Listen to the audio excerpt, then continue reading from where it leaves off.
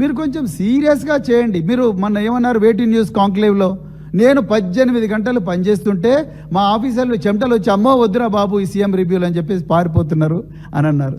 మీరు 18 గంటలు రివ్యూ ఏం చేస్తున్నారో రేవంత్ రెడ్డి గారు మాకు తెలియదు, కానీ మొత్తం తెలంగాణ అంతా గంజాయి గంజాయి గంజాయి, ఎక్కడ చూడు గంజాయి. నిన్న మేము సంజీవయ్య నగర్ పోయినాం. సంజీవయ్య నగర్ పోతే రాత్రి 11 గంటలకు ఒక యువకుని కత్తులతోని పొడవడానికి ప్లాన్ చేస్తుంటారు. 11 గంటల 28 నిమిషాలకు ఆ యువకుడి తల్లి డయల్ 100 కాల్ చేస్తుంది. ఇక్కడనే మీరు కూర్చున్న డయల్ 100 కాల్ చేస్తే 11 గంటల 28కి డయల్ 100 కాల్ చేస్తే 12 గంటల 30 నిమిషాలకు పోలీసు వాహనం వస్తుంది.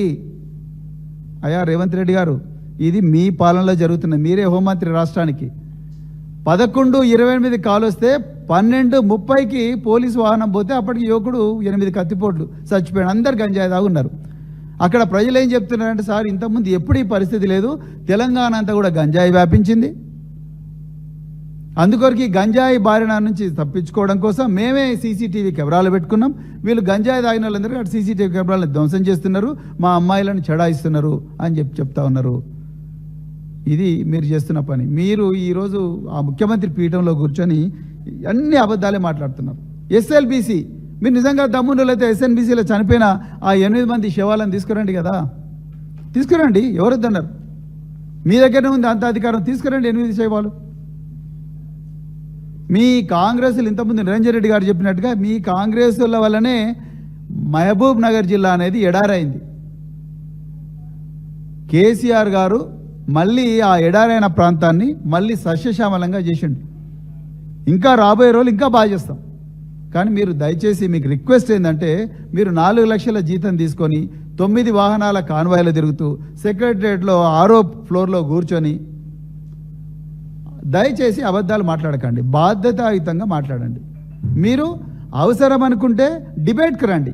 పిల్లల మరి దగ్గర చేద్దాము, లేదు కురుమూర్తి దేవాలయం దగ్గర చేద్దాము, లేకపోతే అమరాబాద్ అడవులలో చేద్దాము, లేకపోతే మీ ఊరైనా కొండారెడ్డిపల్లిలో చేద్దాము.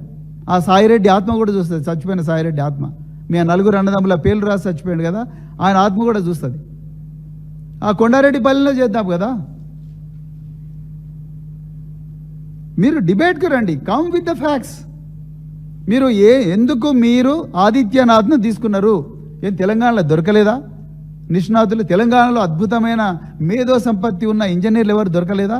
Why did you bring mister Adityanath Das, retired special chief secretary of irrigation of Andhra Pradesh? ఎవరి ఆదేశాల మేరకు తీసుకున్నారు మీరు? గతంలో గ్రీకు సామ్రాజ్యంలో ట్రాయ్ అనే నగరాన్ని 10 సంవత్సరాలు దాని శత్రువులు ఎంత యుద్ధం చేసినా కూడా దాన్ని ఆక్రమించకుండా పోతారు. అప్పుడు వాళ్ళు ఒక కొయ్య గుర్రాన్ని తయారు చేస్తారు, దాన్నే ట్రోజన్ హార్స్ అంటారు. ఆ కొయ్య గుర్రంలో తమ సైనికులందరినీ కూడా ఎక్కించి ఆ గేట్ల దగ్గరికి తీసుకుపోయి, ఇగో మీకు గుర్రం తీసుకొచ్చినామంటే ఆ ట్రాయ్ సైనికులు, ట్రాయ్లో ఉండే ప్రజలందరూ కూడా అమ్మ మాకు గుర్రం వచ్చిందని చెప్పి గేట్లు ఓపెన్ చేస్తారు. ఆ కొయ్య గుర్రం లోపలికి పోతుంది. లోపల పోయిన తర్వాత ఆ కొయ్య గుర్రం లోపల నుండి సైనికులందరూ దిగి ట్రాయ్ పట్టణాన్ని నాశనం చేస్తారు. ఎగ్జాక్ట్గా తెలంగాణలో అదే జరుగుతూ ఉన్నది. కేసీఆర్ గారు 14 సంవత్సరాల పోరాటం చేసి, వీరోచిత పోరాటం చేసి, గతంలో జరిగిన తప్పులు జరగకుండా తెలంగాణను తీసుకొచ్చి తెలంగాణను ఒక దుర్భేద్యమైన కోట